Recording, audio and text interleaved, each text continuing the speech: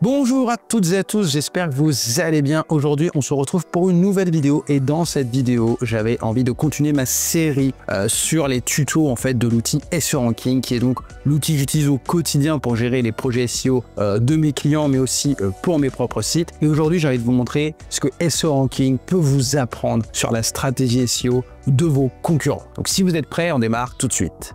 Voilà, si on veut que cette vidéo soit intéressante, il faut quand même parler concret. Moi, c'est vrai que dans mes vidéos, j'aime bien vous montrer vraiment un peu mon quotidien et des cas très concrets. Et là, dernièrement, justement, j'ai eu un nouveau client pour de la publicité en ligne. Voilà, je pense que si vous me suivez depuis un petit moment, vous savez que moi, je fais trois choses en fait. Ma spécialité, c'est vraiment d'amener du trafic qualifié sur le site de mes clients. Et pour ça, je fais du SEO, du Google Ads et du Facebook Ads. Globalement, c'est ça que je fais au quotidien. Et là, du coup, pour la publicité, j'ai reçu tout simplement un lead entrant d'une agence d'excursion au Mexique, voilà, qui est tout simplement sur la côte est du Mexique, qui est donc une région très touristique du Mexique où il y a énormément d'étrangers. Et pour la petite histoire, c'était très marrant parce qu'en fait, c'est une agence dont j'ai été client quand j'ai voyagé au Mexique, à Playa del Carmen. J'ai fait plusieurs excursions, d'ailleurs c'était super bien, et du coup c'était avec cette agence. Et là, pur hasard, c'était il y a 2-3 ans. Hop là, j'ai un lead entrant de cette agence qui se rappelait évidemment pas de moi parce que vous doutez bien qu'ils ont énormément de clients et qui voulait du coup faire de la publicité. Donc c'est marrant la vie, hein. Bon, c'est pas non plus le truc de dingue, voilà, mais je veux passer sur le 20h de TF1 pour raconter cette histoire. Mais voilà, je trouvais la petite histoire assez marrante. Et du coup, elle, c'est une entrepreneure française, voilà, qui fait des excursions en francophone parce que c'est ça le truc en fait. Notamment pour certaines personnes, quand vous n'êtes pas très à l'aise en anglais et dans l'Amérique latine, il faut être à l'aise même en espagnol parce que finalement, ils parlent pas toujours très bien l'anglais. En fait, faire des excursions, des visites dans une langue où vous ne comprenez pas le guide, c'est très pénible. Donc là, il y a beaucoup d'agences de tous les pays qui proposent justement voilà, des excursions avec un guide qui parle français, ce qui est quand même beaucoup plus sympa pour les explications. Donc c'est une activité assez sympa, hein, franchement, parce que ça vous permet de vivre à l'étranger, tout ça. Donc c'est quand même plutôt cool. Et puis en plus, là, j'ai envie de dire, vendre des excursions touristiques et tout, c'est quand même plutôt cool comme activité. Mais c'est aussi une activité très concurrentielle, hein. Moi, c'est vrai que je me rappelle quand j'étais sur place, clairement, il y a pas mal d'agences qui essayent de se positionner, qui proposent toutes plus ou moins les mêmes excursions, parce que de toute façon, les activités touristiques, c'est toutes les mêmes. Et le canal d'acquisition principal, j'ai envie de dire, c'est effectivement le search. Donc, que ce soit du Google Ads ou du SEO. Parce que finalement, si vous cherchez, vous êtes là sur place, ou vous prévoyez un voyage au Mexique, vous cherchez ce qu'il y a à faire, vous allez clairement passer par Google, hein. Vous n'avez pas le choix. Maintenant, bon, pourrait y avoir un peu des IA, parce qu'effectivement, on se sert des IA pour, par exemple, de dire, voilà, je vais partir 10 jours au Mexique, est-ce que tu peux me prévoir, me planifier un itinéraire? Donc ça, effectivement, c'est très sympa pour ça. Il faut quand même vérifier des fois qu'ils disent pas des conneries. Et de tous les cas, ils se basent sur des contenus qu'il a récupérés sur Internet. Donc c'est quand même le SEO à la base, les contenus qui sont importants. Il faut être au maximum cité dans tous les cas pour les IA. Et sur le SEO, il faut être très bien positionné, que ce soit sur Google Maps quand on est sur place ou directement sur la SERP, on va dire, nationale. Voilà, si je suis en France, peu importe où je suis, je cherche tout simplement qu'est-ce que je vais faire au Mexique comme excursion. Il faut tomber sur le site de l'agence pour être devant. Donc là, dans un premier temps, avec ce client-là, finalement, on a fait du Google Ads. Mais justement, voilà, je trouve que ce serait intéressant parce qu'ils ont notamment ce concurrent-là qui est extrêmement fort au niveau SEO. Ils font la même chose, hein, globalement, c'est à peu près toujours la même chose. Ils ont tous des très bons avis parce que tout le monde travaille très bien. C'est vrai que c'est impressionnant, ils ont tous des milliers d'avis 5 étoiles, enfin, ça peut pas être acheté et tout se passe très bien. Donc en fait, tout se joue dans la stratégie SEO. Et donc, je me disais que ça pouvait être sympa, voilà, de voir ce que SEO Ranking pouvait nous apprendre justement sur ce concurrent, tout simplement, versus notre site à nous et ce que ça pouvait nous apprendre, tout simplement. Donc là, on va pouvoir commencer l'analyse.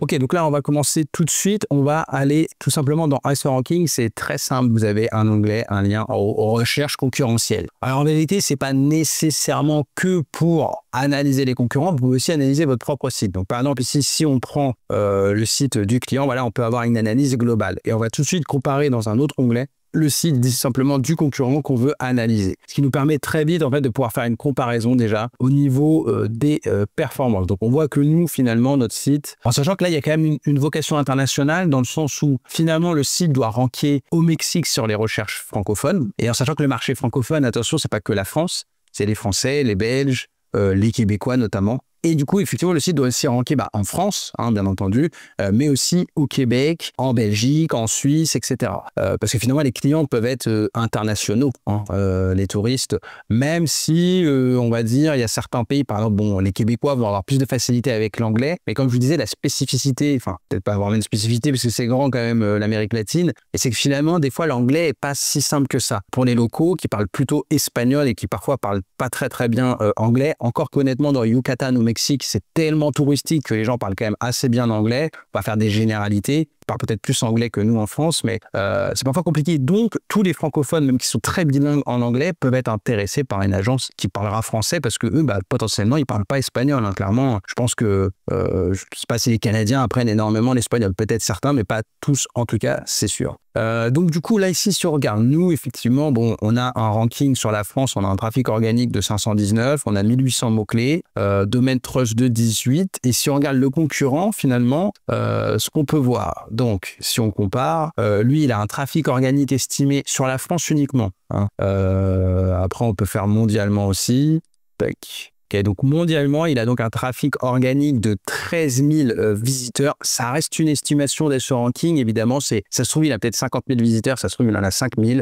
Ça reste une estimation, le tout, c'est de pouvoir se comparer et ça donne quand même une idée. Par contre, ce qui est très intéressant, donc on voit le domaine trust qui est donc l'autorité du domaine estimée. Hein, voilà, c'est comme tous les outils, chacun a un peu ses algorithmes et surtout ses bases de données, qui ne sont pas toujours parfaites, mais qui a un score d'autorité de 1 à 100. Plus on est proche de 100, plus on a une grosse autorité. C'est un peu l'équivalent d'un PageRank à l'époque, mais c'est plus vraiment exactement le même calcul, mais ça donne une idée. Donc on voit qu'il a un PageRank de 20. Nous, finalement, on a un PageRank, je vous dis complètement des bêtises.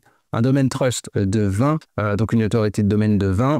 Nous, on a une autorité de domaine de 18. Après, si on regarde plus en avant les backlinks, on voit que lui, il a 235 domaines référents, donc il a 235 sites qui lui font des liens et 347 backlinks. Et nous, finalement, on a quand même 98 domaines référents, ce qui est évidemment quand même beaucoup moins, mais voilà, on part pas de zéro non plus, et 136 backlinks. Donc on voit qu'il rentre quand même sur 32 000 mots-clés, ce qui est évidemment énorme. Alors après, c'est vrai que sur la thématique du tourisme et du voyage, il y a énormément de mots-clés, il y a énormément de volume de recherche parce que ça fait partie des thématiques où finalement, on passe le plus de temps sur un moteur de recherche, hein, à se renseigner sur plein de trucs. Hein. Parce que si vous planifiez des fois des voyages, vous allez passer des fois des soirées sur Google à lire des articles de blog, des trucs, des informations, vous cherchez plein d'infos, les vaccins, comment on fait le visa, machin. Enfin, il y a tellement de choses. Maintenant, attention, c'est une thématique où il y a énormément de trafic, mais finalement, j'ai envie de dire, il n'y a pas tant de clients que ça. Ce que je veux dire par là, c'est que finalement, un même internaute, moi, quand je planifie un voyage, je passe peut-être 5, 6, 7 heures de visite sur le web, sur différents sites et sur Google. Je fais peut-être 50, 100 requêtes sur Google et finalement, je vais faire un achat. Versus, si je vendais un pantalon, finalement, les clients vont peut-être faire 2-3 recherches, ils vont passer 1 heure max sur Internet et ils vont passer à l'achat. Donc attention, c'est une thématique où il y a énormément beaucoup de trafic, mais il n'y a pas forcément tant de conversions que ça parce que voilà, vous ne partez pas en vacances tous les matins. Donc quand même pas mal. Nous, on n'a que 1800 mots-clés finalement à côté. Effectivement, c'est très peu. Et surtout, la chose quand même qui est intéressante, moi je trouve, c'est le coût du trafic total. Donc qu'est-ce que c'est que le coût du trafic total? Ici, SEO Ranking nous l'explique. Le coût estimé du trafic que le domaine analysé obtiendrait en ciblant chaque mot-clé découvert. Le coût du trafic est exprimé en prix Google Ads. C'est-à-dire que tous les mots-clés sur lesquels il rank en SEO, de manière organique. SEO Ranking a la data du coût par clic moyen de ces mots-clés-là. Donc il y a peut-être des mots-clés qui ont un coût par clic de 0 ou très faible. Parce que c'est des mots-clés qui n'ont pas un gros intérêt business. Dans le sens où, par exemple, si quelqu'un qui tape agence excursion Mexique, il y a une grosse intention d'achat. Si je suis une agence, je vais acheter ce mot-clé. Et d'ailleurs, pour ce client, là, on a fait une campagne Google Ads, c'est un des mots-clés qu'on a choisi.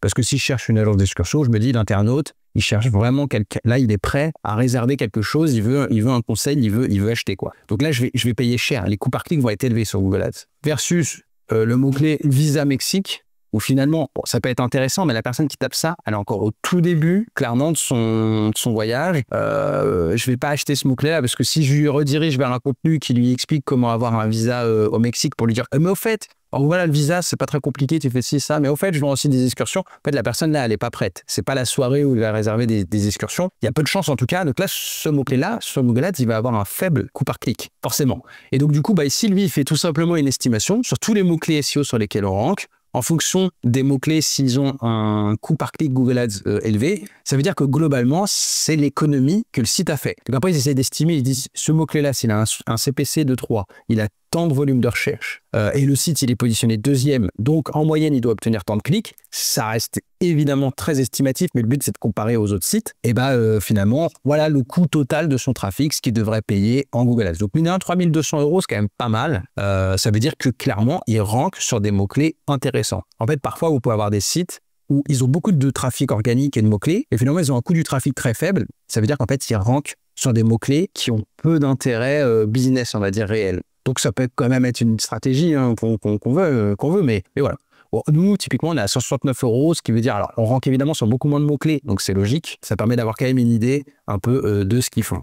On a aussi une répartition du trafic par pays. Donc, on voit que globalement, alors 92% de leur trafic vient de France. Après, ils ont du trafic depuis le Canada, donc j'imagine le Québec. Pas mal aussi du Mexique, la Belgique et aussi les États-Unis. Nous, on doit être, voilà, on est à peu près dans les mêmes proportions. On a à peu près 90% du trafic en France, du Québec, du Mexique ensuite, et États-Unis et aussi Espagne, tiens, bizarrement. Donc, assez intéressant. Ce qu'on peut avoir aussi, donc ici, on a tout de suite une vue global de leurs mots-clés organiques. On a aussi des concurrents organiques qui ne sont pas nécessairement les concurrents business, hein, parce que par exemple TripAdvisor, c'est pas une agence de voyage, mais en fait, c'est des sites qui vont ranker sur les mêmes mots-clés que nous. Donc, c'est quand même assez intéressant. On a aussi le type de mots-clés par intention. Voilà, est-ce qu'ils rankent sur des mots-clés plutôt informationnels? Donc, on voit que il y a 16 000 mots-clés informationnels, 6 000 plus de recherche locale, donc avec une intention locale simplement dans le mot-clé, du commercial, du navigation et du transactionnel. Donc plutôt pas mal. On voit aussi des fonctionnalités SERP, donc le nombre de mots-clés voilà, où ils ont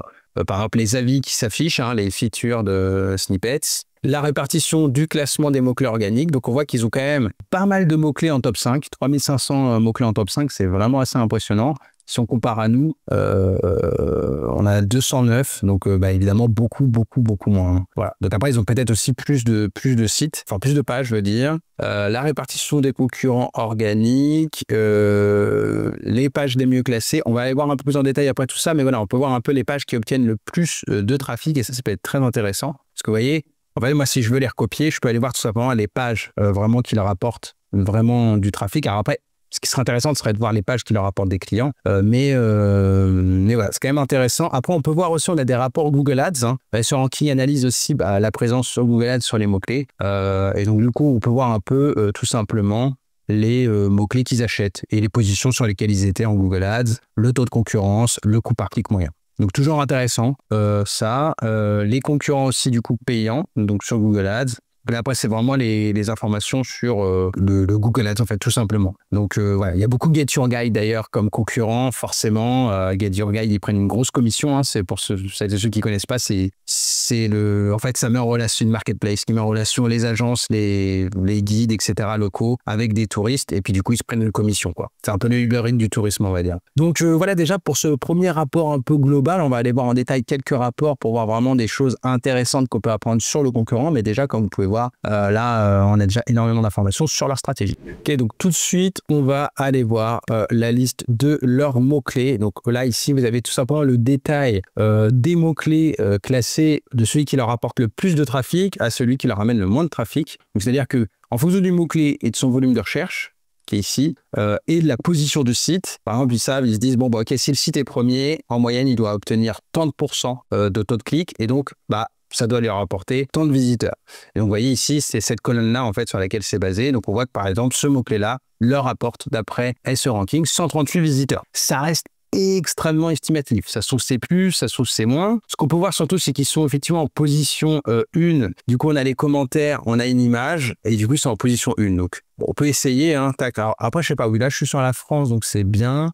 Si je tape effectivement Allbox Mexique, donc on a évidemment du Google Ads. On voit qu'effectivement, ils sont là, et du coup, comme on peut voir, hein, c'est ce qu'il nous disait SEO Ranking. Ici, vous pouvez voir du coup la position. Donc, alors là, il me dit, alors moi, je vois Wikipédia, donc ça doit un peu, ça dépend évidemment hein, des moments, donc ça doit un peu parfois bouger. Mais ce qu'on voit comme, surtout ce qu'ils ont comme fonctionnalité certes qui est intéressant, c'est qu'ils ont les étoiles, donc les avis clients, qu'ils affichent du coup sur toute leur page. Ça, c'est quand même très cool. Alors je pense qu'en plus d'ailleurs ça va être un peu de la triche parce que ça a l'air d'être un article de blog et du coup il y a une fonctionnalité image, donc Google a décidé d'afficher une image et c'est vrai que sur tout ce qui est tourisme, Google aime bien afficher une image, donc ça c'est tout simplement une image qui est sur la page Ça permet juste d'optimiser un peu le taux de clic parce que, mais comme vous pouvez voir, la plupart des résultats, voilà. Donc après, au final, ça fait pas une très grosse différence. On va passer 3 heures à se dire, en plus, vous pouvez pas choisir l'image qui va être affichée. Donc voilà, c'est toujours un peu pénible, mais c'est assez sympa pour optimiser le taux de clic. Alors là, ça a utilisé l'image qui est tout en haut, la première image du site. Je sais pas trop, alors est-ce que Google récupère l'image qui est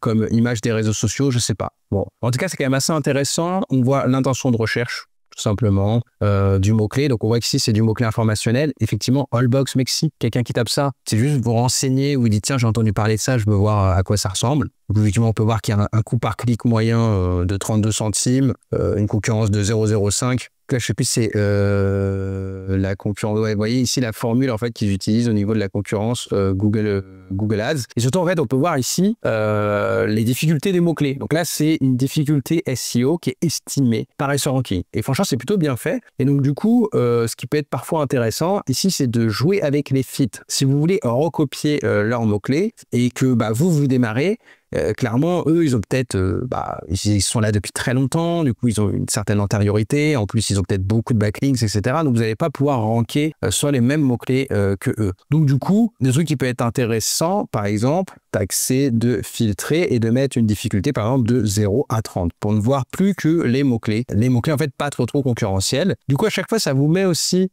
l'URL qui est référencée, et ça c'est quand même top. Alors j'aime pas trop leur schéma d'URL d'ailleurs, parce qu'ils ont laissé la date dans l'URL, je pense que c'est un WordPress, hein.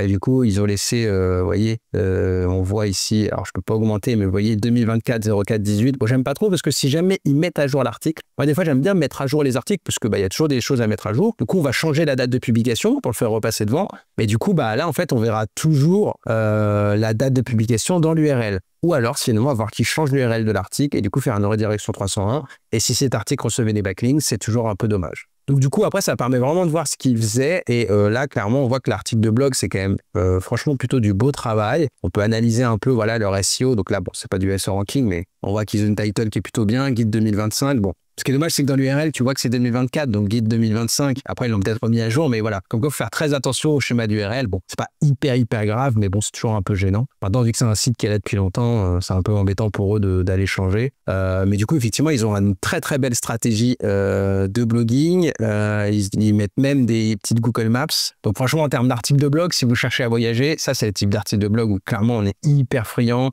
Il y a beaucoup d'informations, il y a une très belle mise en page, c'est très important parce qu'il y a tellement d'informations quand on veut prévoir un voyage sur les trucs. Il faut essayer de faire en sorte que l'information soit facilement accessible. Ici, comme vous pouvez voir, c'est quand même assez accessible. En plus, on voit, ils mettent des horaires et tout. Et en plus, il y a la photo et tout qui vient prouver le truc. Donc là, clairement, pour le coup, l'IA ne peut pas le faire, hein. Là, c'est compliqué de faire de l'intelligence artificielle là-dessus. Après, disons qu'il faut être quand même sur place si on veut. Si typiquement tout ce qui est photo unique, il faut être sur place pour pouvoir les faire, quoi. Si vous générez des images avec IA, honnêtement, l'article va être beaucoup moins bien. Et du coup, je pense que les internautes vont beaucoup moins rester sur la page. Si on sent que l'article est bof, on va clairement en next. Et du coup, ça, au niveau SEO, ça va clairement vous pénaliser, on va dire. Donc, effectivement, il faut vraiment des très gros articles, c'est assez impressionnant. Bon, après, dans tout ce qui est tourisme, c'est souvent quand même ça, hein. C'est vrai que la concurrence est rude et qu'il faut quand même mettre énormément d'informations. On a l'auteur à la fin. On a effectivement des notes. Alors, on voit qu'ici, il y a 5 étoiles, il y a 5 votes et au final, l'article, tac, si on regarde, si on y retourne, ouais, non, c'est ça. Donc, c'est les notes des articles qui sont affichées. Bon, ça, normalement, Google, il a fait pas mal la guerre à ça. C'est-à-dire que normalement, les seules étoiles qu'il met, c'est vraiment sur les produits ou sur l'entreprise en général. Normalement, tout ce qui est notes, articles, Google ne le valide plus. Et il arrive, à ma connaissance, moi, il arrivait à assez bien détecter ça sur les articles, les notes comme ça. C'est un truc qu'on faisait il y a quelques années, mais qui ne marchait plus. Force est de constater que là-dessus, ça marche encore. En tout cas, sur leur site. Donc, ils ont de la chance, tant mieux pour eux. Ils augmentent leur taux de clic. Donc ça, voilà, c'est quand même assez intéressant. C'est vraiment assez cool d'avoir accès à tous les mots-clés du concurrent. Alors, le problème avec ce type de rapport, c'est que si vous exportez tout et que vous vous dites, OK, voilà tous les mots-clés que j'ai à traiter, donc je peux faire, je sais pas si j'exporte les 50 premiers mots-clés, j'ai 50 pages à faire. En fait, c'est nul. Vous allez faire de la cannibalisation parce qu'en fait, un même article va ranker sur plusieurs mots-clés. Par exemple, souvenir Mexique. Vous voyez, en fait, ça va être la même page qui va être référencée. Il faut faire qu'une seule page, évidemment. Donc, en fait, le mieux, ici, vous avez un rapport sur le concurrent. Vous pouvez voir aussi les pages. Et là, du coup, au lieu de vous donner la liste des mots-clés qui obtiennent le plus, qui leur apportent le plus de trafic, vous avez la liste des pages. Et alors là, c'est formidable. Je vous en parlais d'ailleurs dans une dernière vidéo. Et du coup, vous avez vraiment les pages. Et à la limite, ce qui pourrait être même intéressant, plutôt que de chercher les pages, là ici, ça nous met les pages qui, d'après SEO Ranking, apportent le plus de trafic. Moi, je vais même mettre plutôt, je vais classer par coût du trafic total, histoire de voir en fait les pages qui rankent sur des mots-clés, qui ont des coûts par clic Google Ads élevés. Et du coup, voilà, c'est vraiment les pages qui ont un intérêt vraiment business. Et donc du coup, après, voilà, il faut voir une par une. Donc, tac, ici, on voit, c'est la page, donc c'est un article de blog. Ouais, c'est un article de blog. Alors, c'est un article de blog / guide un peu développé, mais c'est quand même un article de blog. De toute façon, sur le tourisme, c'est un peu ça. Et du coup, voilà, des itinéraires, ça, c'est le truc qui marche très, très, très bien en SEO, parce qu'effectivement, les gens qui cherchent des itinéraires, voilà, ici, ils vont voir, ça va être assez intéressant, et on peut assez facilement, entre guillemets, en tant qu'agence, leur vendre, tout simplement leur dire, écoutez, vous cherchez à faire tout un itinéraire, plein de trucs, vous êtes peut-être mieux de passer avec nous en tant qu'agence, et puis surtout, en plus, vous allez leur dire, vous faites ci, vous faites ça, tiens, cette activité-là, vous pouvez réserver avec nous une visite. Et donc, du coup, c'est formidable. Donc après, ce qu'on peut voir, article par article, ici, on voit que celui-ci, il est sur 272 mots-clés. Voilà, il faut aller chercher tout simplement. Donc, on voit le mot-clé principal, ici, c'est le premier. C'était assez évident, Road Trip Yucatan. C'était le titre de l'article. Et après, en fait, on a tous les mots-clés secondaires. Donc après, on peut s'amuser effectivement à placer les mots-clés dans des H2. Après, il y a des mots-clés assez naturels, parce que road trip Yucatan et puis itinéraire Yucatan, finalement, c'est un peu un synonyme. Donc, si vous faites un article sur les road trips au Yucatan, vous allez forcément parler d'itinéraire parce qu'en fait, c'est des synonymes. Donc, c'est assez logique. Après, vous voyez, on voit que les gens, ils sont pas mal sur des mots-clés 15 jours, 2 semaines et tout. Ça doit être un peu la moyenne de durée des voyages pour les gens. Donc, voilà. Après, là, c'est un article sur 2 semaines. Peut-être qu'il faut en faire un sur 1 semaine.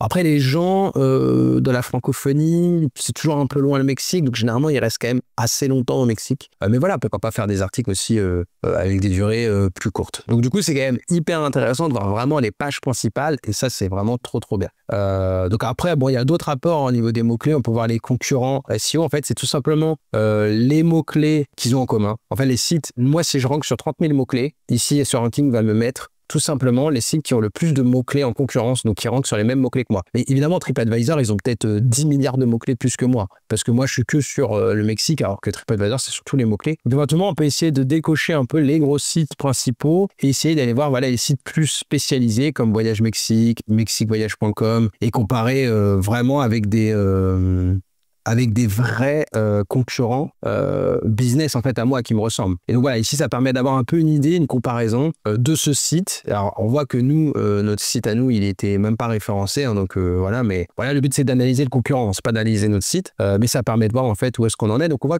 d'ailleurs ici voyage Autanteo.com, il était très très fort et là il a une petite baisse. Bon, je vais pas regarder les sites un par un. Ici, ça permet de voir vraiment effectivement les principaux concurrents et donc de aussi faire l'analyse là qu'on vient de faire, de la faire concurrent par concurrent pour voir un peu tous leurs mots-clés. Donc voilà, en tout cas, pour tout ce qui est mots-clés, ça permet vraiment d'observer tout simplement et je trouve que c'est cette fonctionnalité page vraiment top pour vraiment les pages. Et clairement, si vous démarrez, il faut vous dire, OK, quelles sont les pages et les articles qu'ils ont, que nous, on n'a pas. Et donc, tout simplement, devoir les produire, on n'a pas le choix. Bon, sauf s'il y a des choses qu'on ne fait pas. Mais bon, en soi, tout est voilà, c'est par exemple que faire Allbox et tout. Si c'est quelque chose qu'on ne propose pas, à la limite, on ne fait pas le contenu. Et sinon, tout le reste, on peut le faire.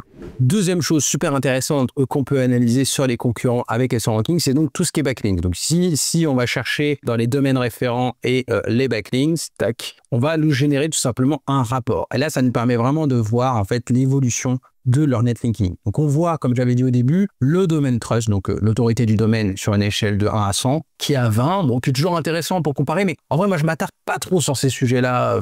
La note globale, on s'en fout un peu, l'important. Parce que des fois, domaine trust, on a 18, on a 20, on a 22. Au final, notre stratégie de contenu est aussi là pour, tout simplement, pour dépasser les concurrents. Donc, vaut mieux faire une analyse backlink par backlink et puis surtout globale au niveau du nombre de domaines référents et de puissance des domaines référents. Donc, ici, on peut voir qu'ils ont donc 235 domaines référents. Sur les 3 derniers jours, ils en ont eu 4 nouveaux, ils en ont perdu 5. Après, on peut aller voir en détail ce qu'ils ont gagné et perdu. Donc ici, ils ont gagné ces backlinks-là, donc qui ont l'air plutôt pas mal.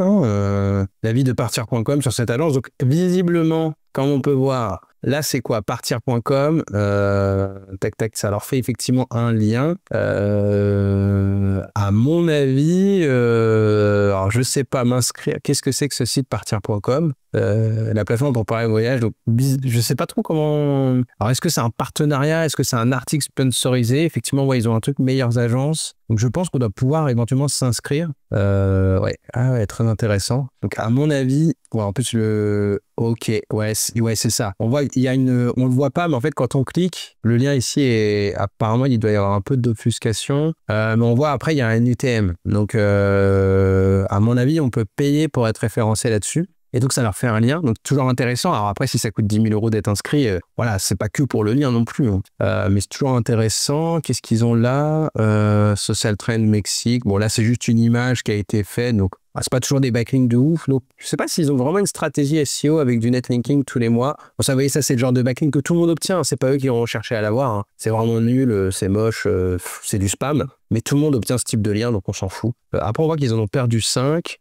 On va voir aussi ce qu'ils ont perdu. Bah ouais, ils ont perdu depuis celui-là aussi. Donc, au final, pareil. Bon, par contre, quand même, ça, c'est peut-être dommage, ça, le Globe Blogger. Et en fait, j'ai l'impression que le site, bah si, il existe toujours. Donc, il en faisait un lien et visiblement, bah, il ne doit plus le faire. Alors, à voir après, est-ce que c'est SEO Ranking qui est bloqué aussi? Et du coup, ça permet de voir aussi, bah, c'est intéressant, surtout les backlinks, le trafic estimé de la page. Donc, ça, c'est toujours intéressant. Parce que si la page, en fait, qui fait un lien, bon, ici, dessous, c'est un lien qui est perdu, hein, donc voilà, mais si la page qui fait un lien fait du trafic, et ben potentiellement, le lien va être cliqué. Alors après, peut-être qu'ils font des liens vers plein de trucs. Hein. Donc voilà, mais donc c'est pas dit que notre lien soit cliqué, mais on peut penser, en tout cas, qu'un lien qui est cliqué aura plus de jus et de puissance. En tout cas, ça va envoyer un bon signal à Google. Donc ça, déjà, c'est assez intéressant. Après, si je retourne dans l'aperçu, on voit l'évolution justement de leur netlinking qui évolue. Oh, really? Donc, le total des domaines référents et le total des backlinks, bon, l'important, c'est surtout les domaines référents, même si au final, hein, j'avais déjà parlé plein de fois, évidemment, vous aurez toujours plus de backlinks sur le domaine référent. Parce qu'en fait, si vous avez déjà acheté un lien sur un site qui était très intéressant il y a 3 ans, et on l'a vu avec le benchmark avec Rocket Links, bah, finalement, ça peut être très intéressant de racheter un backlink depuis ce même site. Donc, vous allez avoir 2 backlinks depuis un domaine référent. Et c'est super en fait, c'est même d'ailleurs beaucoup plus naturel. Donc voilà, on voit qu'ils ont des backlinks qui augmentent. Au global, du coup, ils ont de plus en plus de domaines référents. Bon, on voit bien qu'il n'y a pas une évolution énorme non plus. Hein. Finalement, ils passent en juillet 2024, de 154 à 235. Bon, voilà. Donc après, on peut aller voir un peu plus en détail. Hein. Tac, on va aller voir les domaines référents. Donc là, ça va être classé du plus puissant au moins puissant. Donc qu'est-ce qu'on a ici? Et depuis ce site-là, on a... Donc c'est juste des images qui sont référencées qui doivent être en libre de droit, visiblement. Donc bon. Alors ici, alors, on a bcpriou.free.fr. Tiens, c'est marrant, les sites free.fr, je ne savais même pas que ça existait encore. Est-ce qu'il est toujours disponible? Ok, ouais, bah ouais. Bon, c'est vraiment un vieux site. Hein. En même temps, ce type de lien, c'est assez intéressant. Hein. Et du coup, bah, ça leur fait un lien directement vers leur page du train Maya. Donc, bah, c'est intéressant et on voit pareil, le trafic du domaine, le trafic de la page. Bon, c'est pas un site qui fait énormément de trafic. Bon, en fait, ici, il a un domaine trust élevé parce qu'en fait, c'est un sous-domaine de free.fr. Mais en vérité, là, pour Google, alors ça, c'est un défaut de tous les outils. Hein.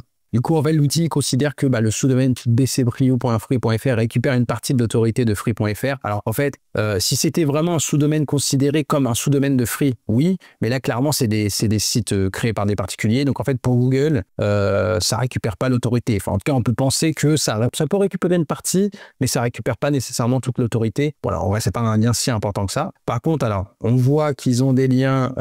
Tiens, donc ici, bon, c'est une page qui fait pas de trafic. Tac, le trafic de la page, il n'y en a pas, mais ça faisait un lien, bon, un lien en espagnol et nofollow, donc ça ne nous intéresse pas trop. Bon, ils ont des liens depuis le petit futé, ça c'est quand même très cool, donc ça va être depuis peut-être, donc non, il y a du référencement d'agence. Et mais après, il y a peut-être, je crois, il y a un forum peut-être petit futé. Donc en tout cas, c'est quand même hyper intéressant d'avoir comme ça accès à tous les backlinks du concurrent. Alors après, je sais plus trop s'il y a des filtres, donc on peut pas avoir tant de filtres que ça. Donc, je sais pas ici si je fais test, qu'est-ce que ça fait comme réglage? Non, il n'y a pas trop de trucs, donc on s'en fout un peu.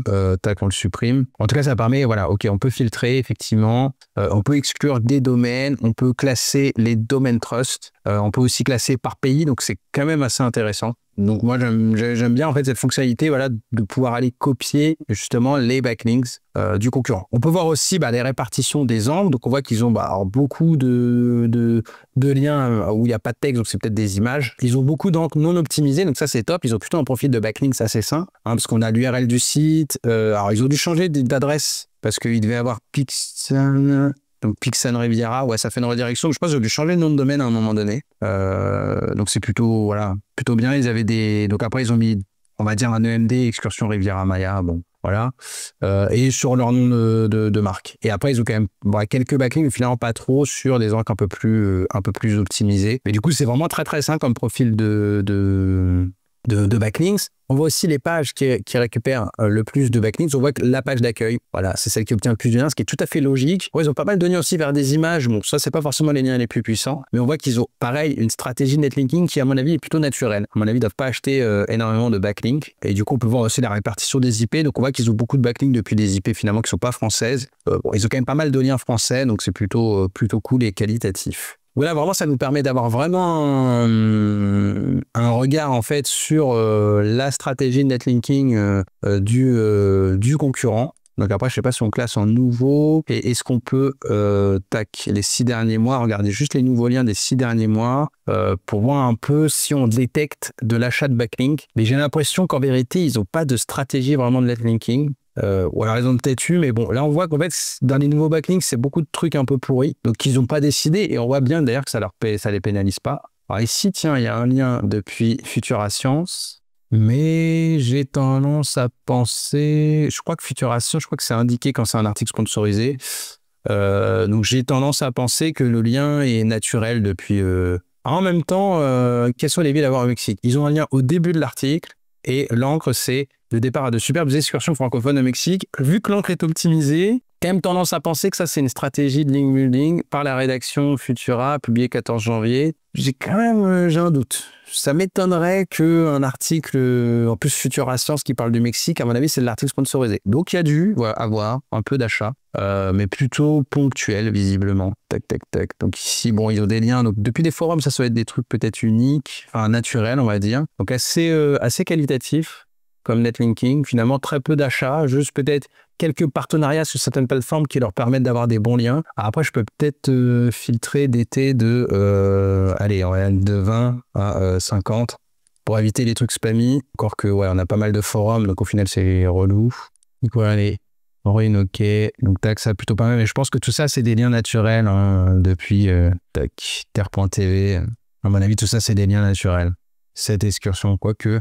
Mais ouais, je sais pas, parce qu'en même temps, tendance à penser en tant que les liens naturels, c'est quand même très très compliqué. Mais effectivement, ils leur font un lien directement vers une excursion.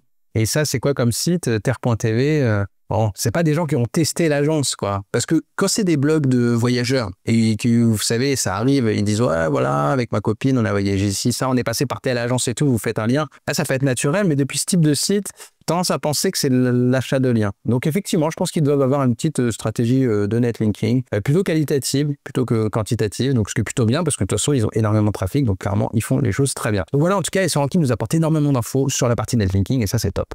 Bon, et alors enfin, ce que SEO Ranking va pouvoir aussi nous apprendre, c'est toute la stratégie Google Ads du concurrent, et ça peut être quand même hyper intéressant. Souvent, ça révèle pas tout, parce que clairement, là, ici, on voit que globalement, ça analyse quoi comme netlinking, on est sur juin 2025. Alors peut-être on peut mettre...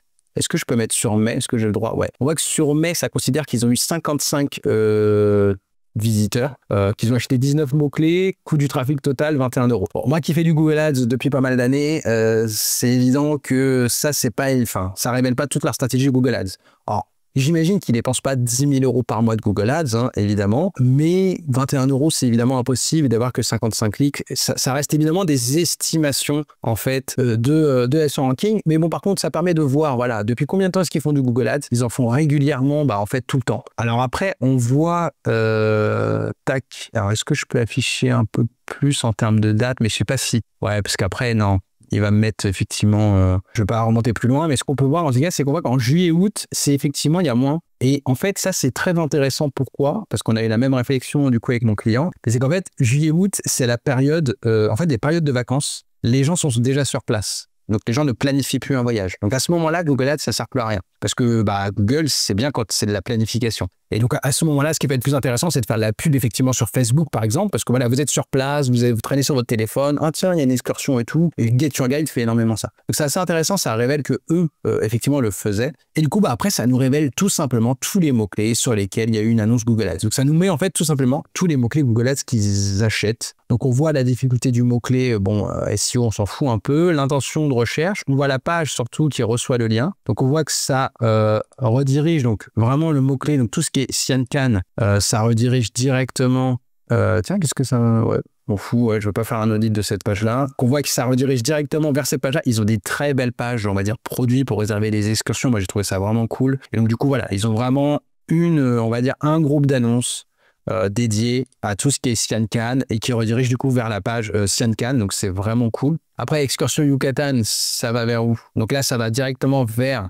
donc là, il faut que je clique ici pour voir la page. Vers la page généraliste, en fait, qui référence toutes leurs excursions. Donc, ils ont l'air quand même, voilà, ça permet vraiment d'observer et d'analyser toute leur stratégie Google Ads. Mais en vérité, ça révèle quand même qu'une partie. Mais on voit quand même les principaux mots-clés. Ouais, le seul truc, c'est que je pense qu'en fait, SEO Ranking n'arrive pas, et tous les outils, c'est pareil, hein, SEMrush, Ahrefs, tout ça. En fait, ils ne savent pas dire vraiment le nombre de clics, déjà le nombre de clics réels que l'annonceur obtient. Et puis en fait, si c'est Google, quand vous lui mettez un mot-clé en expression exacte, par exemple, voilà, excursion Cyancan, en fait, potentiellement, il va vous référencer sur plein de mots-clés de longue traîne. Donc en fait, vous avez presque plus de clics sur des mots-clés de longue traîne que sur le mot-clé de base écrit exactement comme vous l'avez rentré. Donc au final, les outils se plantent beaucoup en termes de volume. Bon, mais malgré tout, voilà, ça nous donne effectivement des choses très intéressantes. Ici, je vois qu'ils apparaissaient sur PixanCan. Donc, ça, c'est marrant, tu vois, comme mot-clé, c'est-à-dire que c'est un mix entre... donc, si je tape PixanCan, ok, donc Pinchan, ça doit être... ça doit vouloir dire quelque chose. Je pensais que c'était par rapport à leur marque, parce qu'ils s'appellent Pinchan Riviera. Mais en fait, ok. Donc, non, c'est vraiment un truc... voilà, c'est pas une variante de leur marque, visiblement. Donc, voilà, après, il faut regarder évidemment plus les détails. Mais très intéressant, on voit qu'ils sont surtout... Est-ce que je peux en afficher plus ou pas? Alors, j'ai l'impression qu'ils sont surtout... Alors, soit SEO Ranking n'a pas la data sur les autres mots-clés, soit finalement, ils sont surtout sur soit du généraliste, voilà, des excursions dans le Yucatan et ça redirige vers la page excursion, soit uniquement sur Cyancan. Mais encore une fois, peut-être que SEO Ranking n'a pas toutes les informations, qu'il loupe certains mots-clés. Mais ça nous permet quand même d'avoir énormément d'informations. Alors, on va quand même partir du principe que c'est assez exhaustif. On peut voir aussi donc les publicités. Tac, ici on peut voir, vous voyez, on voit un peu leur title, les descriptions qu'ils ont mis. Vous voyez, ici on va voir toutes les pubs. Donc c'est vraiment intéressant, on peut voir un peu les titres qu'ils ont utilisés, les descriptions qu'ils ont utilisées. Donc ça c'est vraiment cool. Voilà, excursion en français, visite en petits groupes. Enfin, ça permet vraiment de copier en fait leurs ads tout simplement. Enfin, de les copier. On va pas les copier, mais on va s'inspirer, on va dire. Ça permet de voir. Et du coup, voilà, ici vous avez vraiment copié d'annonces et là, bah, vous pouvez voir vraiment toutes les annonces qui ont été relevées. En sachant que de toute façon, vous mettez toujours plusieurs titres sur Google Ads, plusieurs descriptions. Du coup, ça fait des mix et c'est quand même assez intéressant. On voit, voilà, bah, j'utilise à peu près les mêmes méthodes que moi. Il disait que c'était du tout inclus, petit groupe, 5 étoiles. Et d'ailleurs, ça me fait penser à quelque chose. En fait, je me dis, pourquoi pas s'aider de ChatGPT pour rédiger des annonces Google Ads et en fait, bah, de lui donner à manger, tout simplement. On peut les exporter d'ailleurs, les publicités. J'avoue que c'est pas du tout quelque chose que je fais pour le moment, mais en fait, là, en faisant la vidéo avec vous, bah, finalement, c'est vrai que ça me donne une idée pour s'inspirer. Ça peut être pas mal. Bon, il faut quand même faire gaffe à pas raconter des bêtises parce qu'ils font pas forcément, par exemple, ici, à un moment donné, ils mettent recommandé par le petit futé. Si nous, notre agence n'est pas recommandée par le petit futé, on peut évidemment pas le mettre, ce sera du mensonge et le mensonge c'est mal. Voilà, en tout cas c'est très intéressant d'avoir toutes ces informations là sur la stratégie SEO et search plus global avec Google Ads du concurrent.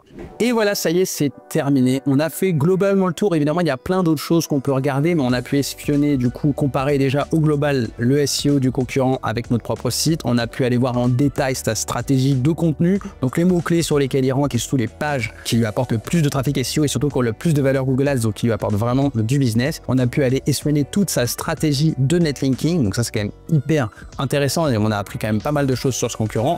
Et enfin, on a pu aussi analyser sa stratégie Google Ads et donc ça aussi ça peut nous aider parce qu'aujourd'hui de faire uniquement du SEO c'est souvent assez compliqué. Il ne faut pas hésiter à mixer SEO et Google Ads. Si vous avez des questions, comme toujours, n'hésitez pas dans les commentaires, je répondrai forcément. Et puis sinon, bah, je vous dis à très bientôt pour une prochaine vidéo.